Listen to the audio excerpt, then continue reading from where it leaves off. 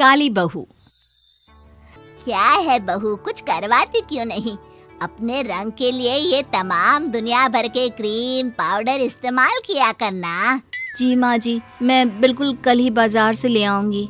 अगले दिन सास बहू के पास जाती है। ये ले, बेसन का घोल है, लगा ले चेहरे पर, और हाँ, सूखने के बाद रगड़ कर निकाल देना, गोरी हो जाएगी 10 दिन में। एक दिन पड़ोसन आती है। क्या बात है रमा बहन, बहू का रंग तो बड़ा दबा दबा है, क्या मजबूरी थी ऐसी है? हमें भी तो बताइए। अरे भाई, वो कहावत है ना, जो दिल आ जाए काली पर तो गोरी क्या चीज है। न जाने क्यों मेरे बेटे को यही पसंद आ गई। अरे हमारे घर में तो कोई इतना काला घूमे ना तो हम तो डर ही जाए। भाई बहू, तुम रात में तो कमरे में ही रहा करो, और हाँ, छत में तो भूल से भी ना जाना। वो क्या है ना, बच्चों वाला घर है हमारा, तो कहीं डर ना जाए। पड़ोसन वहाँ से चली जाती है, लेकिन सास के मन में चिंगारी जला जाती है। वो अब ज्वाला बनकर भड़कने ही वाली होती है। माँ, मैं ऑफिस जा रहा हूँ और शाम को तैयार रहना, हम लोगों को एक पार्टी में जाना है। अरे तू ही चला जा, और इस काली नजर बट्टू को भी ले जा। अरे नहीं नहीं माँ, पड़ोस की बात है, मेरे बचपन के दोस्त के घर पार्टी है, वहाँ सभी लोग होंगे, तो हम साथ में चलते हैं ना। माँ काली बहू के साथ बिल्कुल नहीं जाना चाहती, लेकिन करती क्या, बहू तो बहू है, अब कहाँ छुपा दे। पार्टी में सास उसकी पड़ोसन से कहती है, अरे तुम भी आई हो? हाँ जी, अब मोहल्ले की बात है, वैसे आपकी वो बहू भी। सास कुछ नहीं बोलती। ये देखिए, ये मेरी बहू है, कितनी गोरी चिट्टी है ना। अरे कई बार तो छत पर चली जाती है तो लोगों को लगता है चांद ही निकल आया। सास अपनी काली बहू की तरफ देखती है और अफसोस करती है। किस्मत वाली है आप।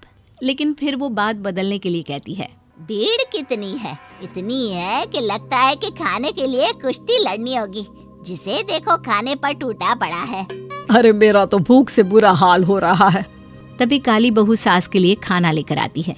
माँ जी, ये लीजिए, खाना खा लीजिए, मैं भी इनके साथ वहाँ बैठकर खा रही हूँ। अरे वाह, इतनी भीड़ में भी सास के लिए खाना ले आई।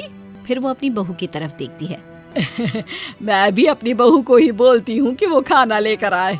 बूढ़ी हो गई हूँ मैं, अब ज्यादा दम मुझ में भी नहीं रहा। लेकिन ये क्या, गोरी चांद का टुकड़ा बहू तो खुद ही खाना खाने में लगी थी, सास की कोई चिंता ही नहीं।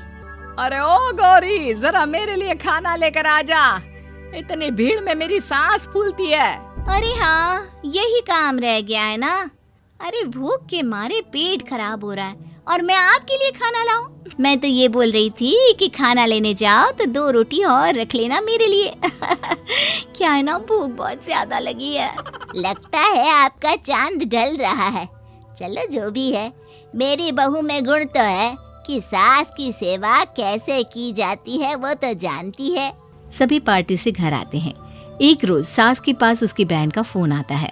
अरे विमला, तूने मेरा नया घर तो देखा ही नहीं, कल आ जाना, साथ बैठते हैं, बातें करते हैं। अरे कैसे आऊं, बेटा सुबह ऑफिस जाता है, घर में मैं और बहू ही तो होते हैं। अरे तो बहू को लेकर आ जा।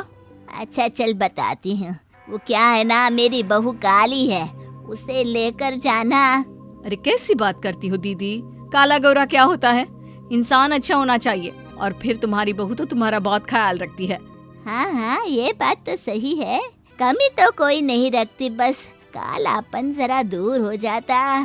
सास बहू को लेकर बहन के घर जाती है, जहाँ बहन का बेटा कहता है, अरे मौसी क्या बात है, बड़े दिन बाद आई, और ये साथ में किसे लेकर आई हो?